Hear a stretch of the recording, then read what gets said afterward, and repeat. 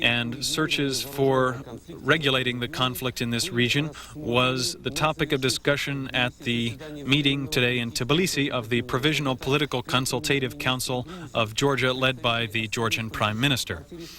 Representatives of many political parties analyzed the results of the first contacts with the Ossetian leaders and said that there is a basis to begin official negotiations to stop the bloodshed in that region. At the same time, it became known that the political leadership in South Ossetia does not intend to raise the issue of secession from Georgia right away.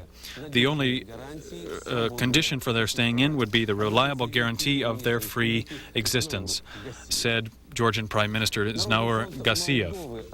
The Moldovan Popular Front is advocating unification with Romania.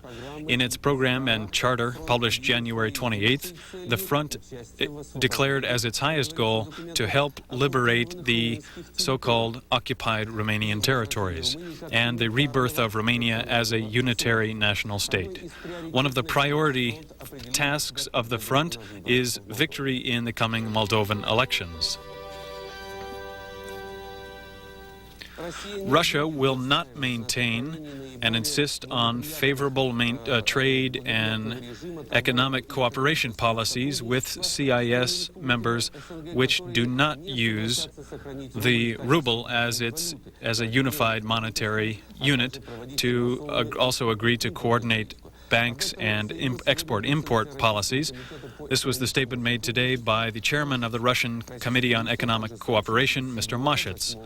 The Russian minister said that in February 7th and 8th there will be a meeting of Moscow between CIS heads of state to discuss the issues of intergovernmental relations. We can suppose that, among others, the meeting's participants will consider the issue of the Black Sea Fleet, which is still far from resolution.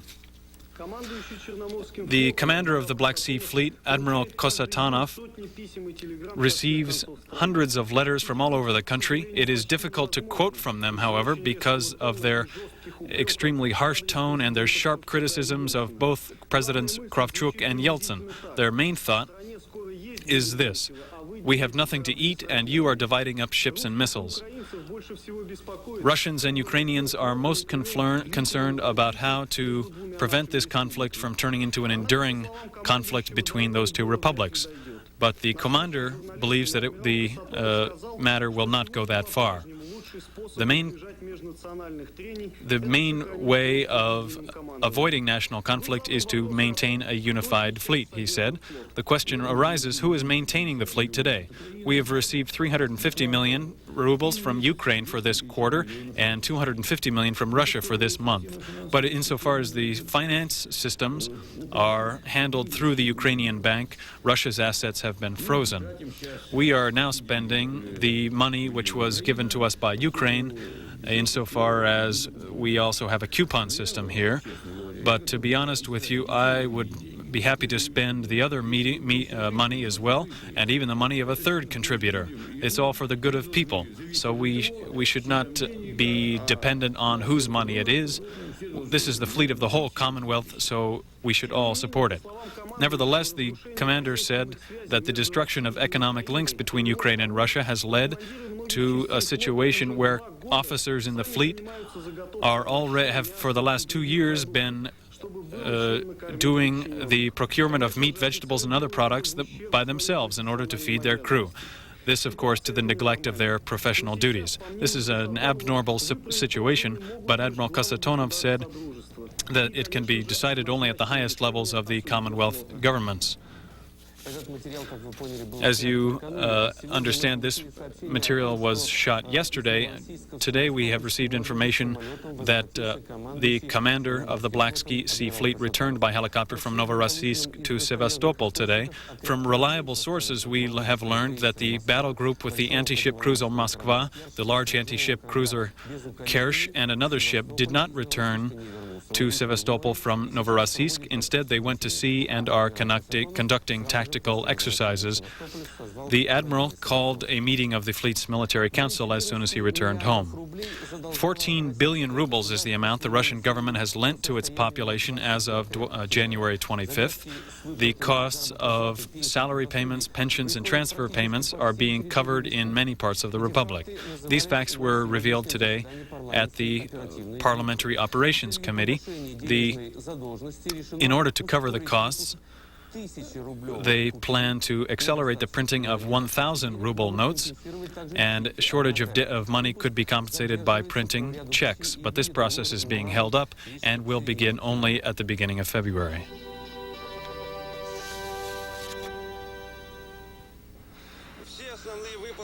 All English television broadcasts have began today with reports from Moscow and the comments of local observers who are highly evaluating the visit of President Yeltsin to London and its big expectations for nuclear disarmament and increasing East-West trust. Of course, Russia's goals, the BBC commented, will be the complete elimination of nuclear weapons. London believes that the initiatives of President Yeltsin will become a very important contribution to the work of the United Nations Security Council in New York. And there is no doubt that these issues will be discussed in detail at the negotiations tomorrow between Yeltsin and British Prime Minister John Major. The Russian president's working visit in Great Britain will cover only several hours, but they will be extremely filled with important discussions in the Prime Minister's residence at 10 Downing Street. They will be concluded by signing of several documents, including a joint declaration. After lunch, the President of Russia will fly out of London to New York. More international news now. The Russian representative to Estonia, Oleg Popovich, has announced that the arrival of the Russian delegation in Estonia to discuss troop withdrawals has been postponed for several days because of the resignation of Prime Minister Edgar Savisaar. The parliament authorized this delegation to work with the government, so it has become unclear who they should deal with. In Singapore, the ASEAN nations have finished their conference. Philippine President Corazon Aquino called for fundamental change in cooperation between the member nations. In July of this year, there will be a meeting in Manila of ASEAN at the ministerial level, to which Russia, China, and India will be invited. A diplomatic incident occurred today as meetings began in Switzerland between Chinese leader Li Pen and local officials. The Minister of Justice and Police, Arnold Kohler, refused at the last minute to participate in the meetings in Bern. This decision was taken after the Chinese government refused to discuss human rights and the situation in Tibet at these negotiations.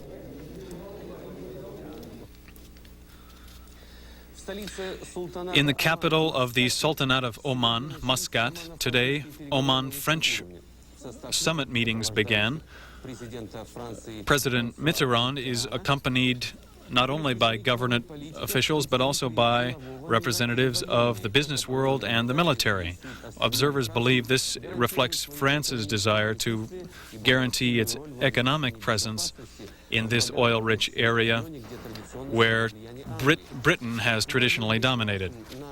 In Bethlehem, on the Israeli-occupied west bank of the Jordan River, the house of the Palestinian mayor Elias Freid was bombed.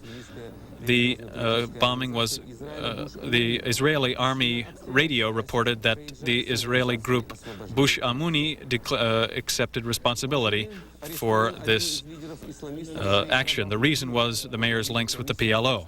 In Algiers, the head of the Algerian Salvation Front, the Muslim fundamentalist Sheikh Rabah Kibir, was arrested. He is in charge of political issues and foreign policy for the Salvation Front.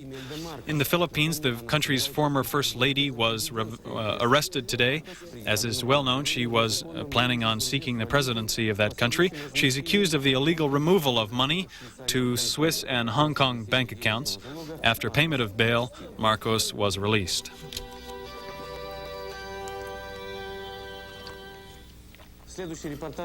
Our next report is of a joyous event in our life, in the life of a very famous person, Yevgeny Svetlanov.